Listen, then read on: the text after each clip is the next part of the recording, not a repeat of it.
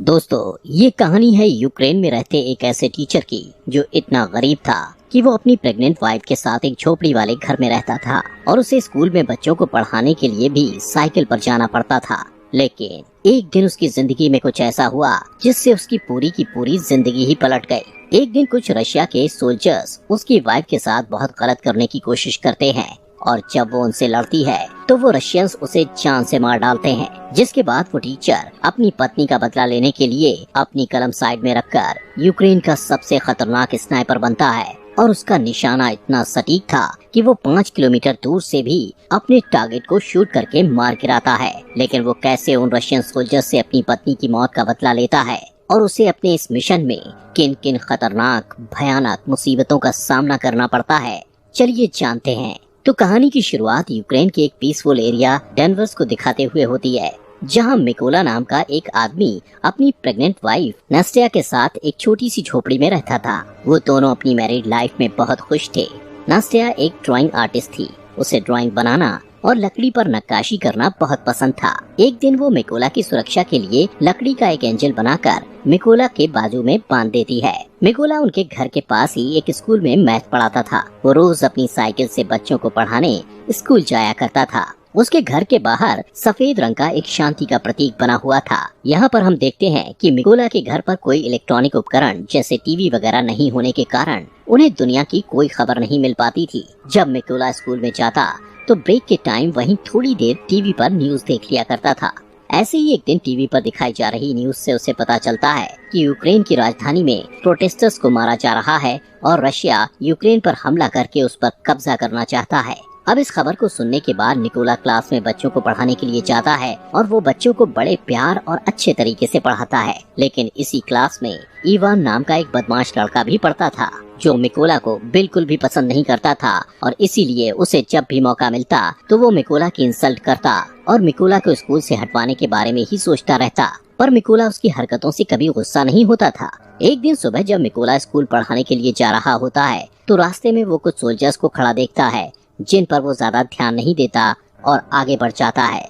अब जैसे ही वो स्कूल पहुंचता है तो देखता है कि पूरा का पूरा स्कूल खाली पड़ा है, जिससे वो थोड़ा सोच में पड़ जाता है। तभी वो टीवी पर एक न्यूज देखता है जिसमें दिखाया जा रहा था कि यूक्रेन पर कब्जा करने के लिए रशियन आर्मी यूक्रेन में घुस चुकी है, जिससे उसे समझ में आ जाता है कि उसने रास्ते में जो सोल्जर्स देखे थे वो दरअसल रशियन सोल्जर्स थे। अब पूरा मामला समझते ही वो तुरंत अपने घर की तरफ भागता है क्योंकि नास्टिया घर पर अकेली थी। लेकिन अब बहुत देर हो चुकी थी क्योंकि रशियन सोल्जर्स उसकी पत्नी को पकड़कर पीट रहे थे और जब मिकोला अपनी पत्नी को बचाने की कोशिश करता है तो रशियन सोल्जर्स उसे भी पकड़कर मारने लगते हैं। मिकोला उनसे रिक्वेस्ट करता है कि मेरी पत्नी प्रेग्नेंट है, इसलिए तुम लोग प्लीज उसे मत मारो। ये सुनकर रशियन सोल्जर उनके घर को आग लगाकर वहाँ से जाने लगते हैं। अब अपने घर को जलता हुआ देख नास्टिया गुस्से में आकर रशियन सोल्जर्स पर जैसे ही पत्थर मारने लगती है तो एक रशियन सोल्जर उस पर गोली चलाकर उसे मार डालता है। मिकोला अपनी वाइफ की बॉडी के पास बैठकर फूट फूट कर रोने लगता है। कुछ घंटे बाद 2 यूक्रेनी सोल्जर्स मिकोला के पास आते हैं और उसकी पहचान करने के बाद उसकी पत्नी नास्टिया के लिए दुख प्रकट करते हैं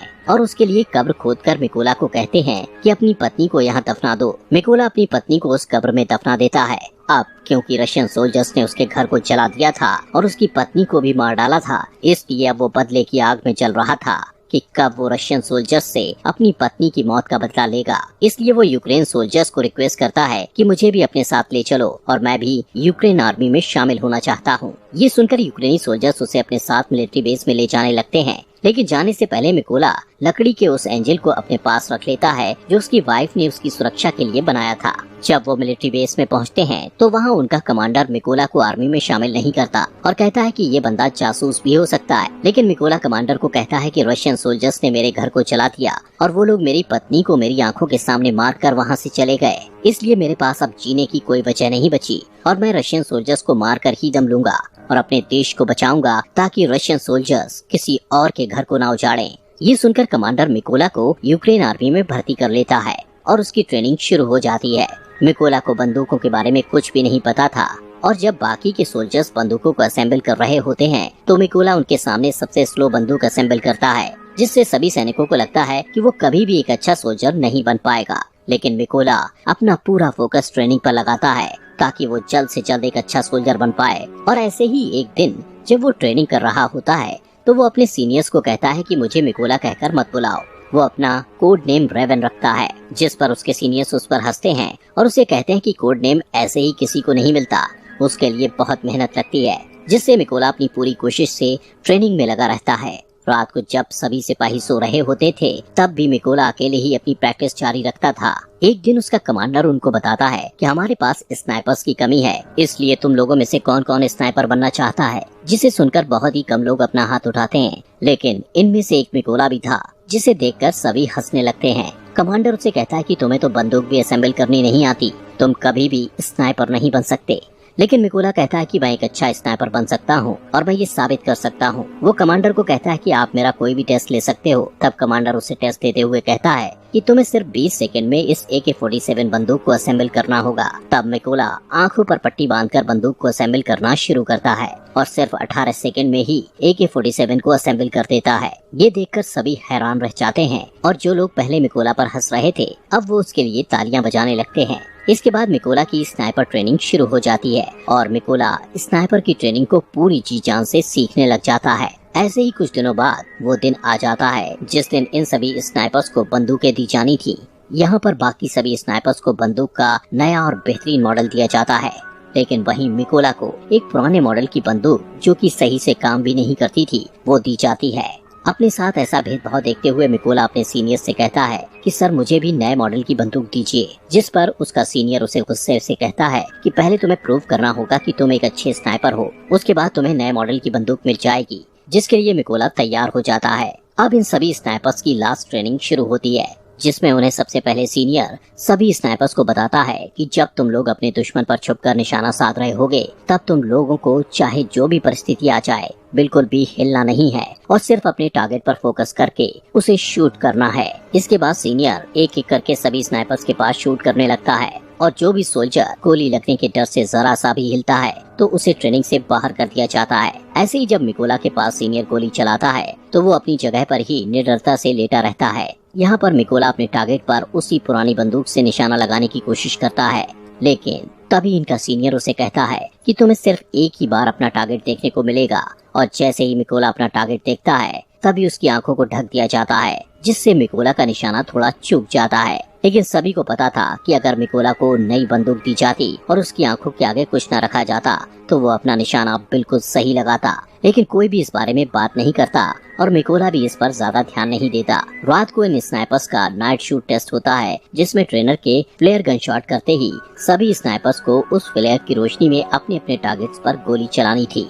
लेकिन मिकोला गोली नहीं चलाता, क्योंकि वो मैथ में बहुत अच्छा था। इसलिए वो उस फ्लेयर गन की रोशनी में सिर्फ अपने टारगेट की दूरी का अंदाजा अपने माइंड में फटाफट से लगा लेता है और फिर जब पूरी तरह अंधेरा हो जाता है तो वो अपने टारगेट को शूट करता है और उसका निशाना बिल्कुल ठीक सेंटर पर लगता है, जो उसके सिवा और कोई नहीं कर पाया था। अगले दिन इन सभी का रिजल्ट आता है और सीनियर मिकोला को सैल्यूट करते हुए कहता है तुम पास हो चुके हो। इसके बाद कर्नल मिकोला को कहते हैं कि तुम जल्दी से अपने सभी जरूरी सामानों को पैक कर लो, क्योंकि तुम्हें एक जरूरी मिशन पर बाकी के स्नाइपर्स के साथ जाना है। अब इनका फर्स्ट मिशन ये था कि पास ही के एक चेक पॉइंट पर रशियन आर्मी ने कब्जा कर रखा था, जिसको इन लोगों ने उनसे छुड़वाना था। इसलिए मिकोला अपने साथी स्नाइपर्स के साथ उस एरिया में घुस जाता है और सभी अपनी गन पोजीशन ले लेते हैं। यहाँ पर इन सबको एक एक टारगेट दिया जाता है। जैसे ही ये लोग रशियन आर्मी पर शूट करने वाले होते हैं तो ये देखते हैं कि एक गाड़ी चेक पॉइंट की तरफ जा रही होती है, जिससे कर्नल सबको शूट न करने के लिए बोलते हैं। वहीं रशियन आर्मी उस गाड़ी को रोक लेते हैं जिसमें एक कपल कहीं पर जा रहा था।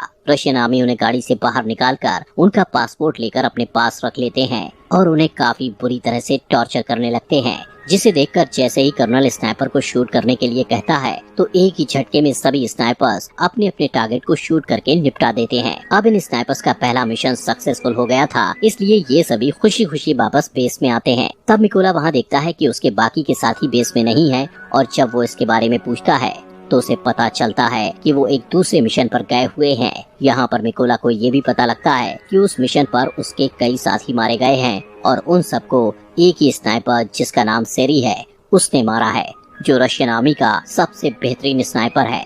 कुछ दिनों बाद इनका नेक्स्ट मिशन शुरू हो जाता है, जिसके लिए सभी स्नाइपर्स उस जगह पर पहुंच जाते हैं जहां पर रशियन आर्मी कब्जा करने के लिए आने वाली थी। सबसे पहले मिकोला अपने साथियों के साथ इन जगहों पर बॉम्ब्स फिट करने लग जाता है और खुद को घास के अंदर छुपाकर रशियंस के आने का इंतजार करने लगता है। अब जैसे ही कुछ टाइम बाद रशियन आर्मी वहां आने लगती है तो मिकोला देखता है कि उन रशियन आर्मी में उसका स्टूडेंट इवान भी था, जो स्कूल में उसे हर टाइम परेशान करता रहता था और अब वो रशियन आर्मी में शामिल हो चुका था।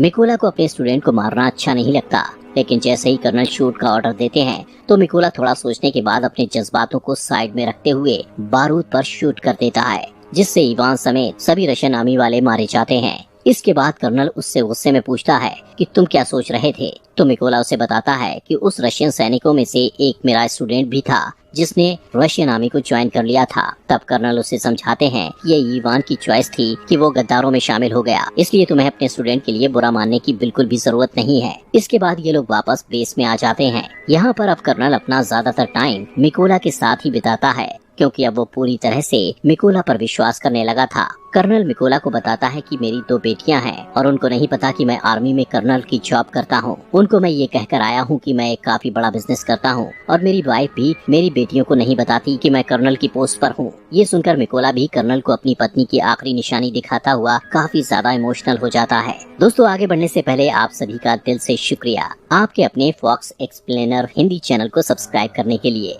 अब इसके बाद अगले दिन ये लोग फिर से अपने अगले मिशन पर निकल पड़ते हैं और ये लड़ाई काफी बड़ी थी, इसलिए सभी स्नाइपर्स छुपने के लिए खाई खोदते हैं और अपनी अपनी पोजीशन ले लेते हैं। यहाँ पर ये लोग इसलिए आए थे क्योंकि इन्हें कहीं से पता चल गया था कि रशिया के कुछ सिपाही इधर कब्जा करने के लिए आ रहे हैं। इस मिशन में कर्नल मिकोला के साथ ही थे। तभी कुछ टाइम बाद मिकोला यहाँ पर नोटिस करता है कि उन रशियन सोल्जर्स के साथ वो सोल्जर भी आया था जिसने उसकी पत्नी को गोली मारी थी। वो सोल्जर बिल्कुल ही मिकोला के निशाने पर था। ये देखकर मिकोला कर्नल से पूछता है क्या मैं उस पर शूट कर सकता हूँ, जिस पर कर्नल कहता है कि अभी नहीं। मिकोला फिर से देखता है कि वो रशियन बिल्कुल उसके निशाने पर है और शायद फिर उसे कभी ये मौका न मिले, इसलिए वो फिर से कर्नल से पूछता है तो कर्नल उसे फिर से मना कर देता है। अब क्योंकि मिकोला का मिशन ही यही था कि वो अपनी पत्नी का बदला ले, इसीलिए वो खुद पर कंट्रोल नहीं रख पाता और उस सोल्जर पर शूट करके उसे मार डालता है। लेकिन इससे रशियन सैनिकों को इनके बारे में पता चल जाता है। कर्नल मिकोला पर भड़क जाता है कि तुमने क्या किया। तभी सेरी, जो रशियन आर्मी का एक तेज तर्रार स्नाइपर था,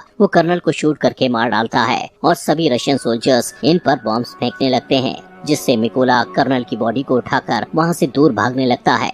लेकिन कुछ देर बाद वो रशियंस की रेंज से बाहर चला जाता है। मिकोला वापस बेस में आता है, लेकिन वो बहुत उदास था क्योंकि उसकी गलती की वजह से कर्नल मारा गया था। मिकोला अब ये कसम खाता है कि वो सेरी को कहीं से भी ढूंढकर उसे मार देगा और कर्नल की मौत का बदला लेगा। इसीलिए वो अगले मिशन के लिए अकेला ही निकल पड़ता है। थोड़ी दूर जाने के बाद उसे कुछ रशियन स्नाइपर्स की लोकेशन पता चलती है, जिससे वो अपने टारगेट फिक्स करके एक रशियन स्नाइपर को शूट करके मार गिराता है। लेकिन तभी दूसरा रशियन स्नाइपर मिकोला पर शूट करता है, जिससे मिकोला के हाथ को गोली छू कर निकल जाती है और वो घायल हो जाता है। लेकिन फिर भी मिकोला उस स्नाइपर को शूट करके मार गिराता है। अब क्योंकि मिकोला जख्मी था तो इसलिए वो एक सीक्रेट अड्डे पर जाकर अपने जख्म के ठीक होने का इंतजार करता है। तभी आर्मी हेड उसे कॉल करके कहता है कि हमारी आर्मी ने उस स्नाइपर का पता लगा लिया है जिसने कैप्टन को मारा था। हेड मिकोला को कहता है कि तुम जल्दी से बेस पर आ जाओ, जिससे मिकोला बेस में पहुंचता है। अब मिशन शुरू होने से पहले सभी सैनिकों को सारी जानकारी दी जाती है कि उस स्नाइपर की गोलियां बहुत दूर तक जाती हैं।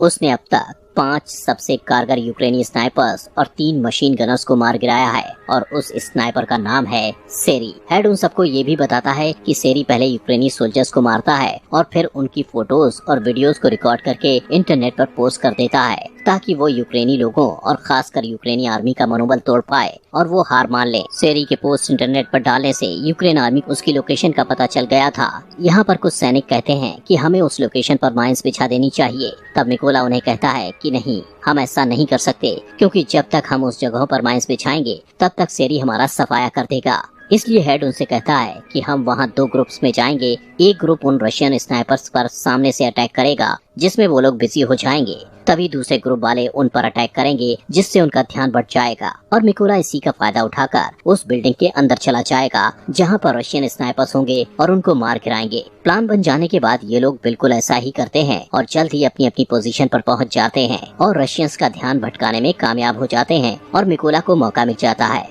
बिल्डिंग में एंटर होने का। मिकोला वहाँ पर अपने सामने 2 रशियन स्नाइपर्स को देखकर उन पर हमला करके उन्हें मारकर आगे बढ़ जाता है। मिकोला अपने साथियों को कहता है कि मेरा रास्ता क्लियर कर दो, जिससे सभी यूक्रेन सोल्जर रशियन के बहुत सारे सैनिकों को मारकर उसके लिए रास्ता साफ कर देते हैं। मिकोला आगे बढ़ता है। वहीं सेरी ये नोटिस करता है कि कोई भी सोल्जर उसे रिपोर्ट नहीं दे रहा, जिससे उसे थोड़ा शक होता है और वो चेक करने के लिए खुद ही छत पर जाने लगता है, क्योंकि छत पर भी एक रशियन स्नाइपर था जो अब मर चुका था। ये देखकर वो वापस अपनी पोजीशन पर वापस आ जाता है। तब उसे मिकोला की पत्नी का खिलौना दिखाई देता है। उसी वक्त मिकोला ऊपर से कूदता है और सेरी को मार डालता है। तभी एक और रशियन स्नाइपर को थोड़ी आवाज आती है, जिससे वो अलर्ट हो जाता है, लेकिन मिकोला उसी टाइम उसके पास एक ग्रेनेड फेंकता है और अब उस स्नाइपर का भी काम तमाम हो जाता है। लेकिन यहाँ पर हम देखते हैं कि सेरी जब ऊपर छत पर चेक करने गया था तो उसने अपने रशियन आर्मी से फोन करके बैकअप बुलाया था, इसलिए अब रशियन आर्मी वहाँ पर आ रही होती है। उन लोगों को नहीं पता था कि सेरी मारा जा चुका है, इसलिए वो सेरी को कॉल करके कांटेक्ट करते हैं, लेकिन कॉल मिकोला उठाता है और कहता है कि तुम लोगों का अब टाइम खत्म हो चुका है। ये कहकर वो ट्रक के ड्राइवर को शूट कर देता है, जिससे सभी रशियन सिपाही ट्रक से बाहर निकल जाते हैं। लेकिन उन्हें नहीं पता था कि यूक्रेन के स्नाइपर्स ने पहले ही उन पर निशाना साध रखा था। तभी सभी यूक्रेनी स्नाइपर्स उन पर गोलियों की बारिश कर देते हैं और मार डालते हैं। अब सभी को मारने के बाद मिकोला अपनी पत्नी की कब्र पर जाता है और उसे उदास भरे मन से कहता है कि मैंने अपने दुश्मनों से बदला ले लिया, लेकिन मुझे अब अपने देश की सेवा करनी है, इसलिए मुझे जाना होगा। इतना कहते हुए वो अपने अगले मिशन पर निकल पड़ता है और यहीं पर ये शानदार मूवी खत्म हो जाती है।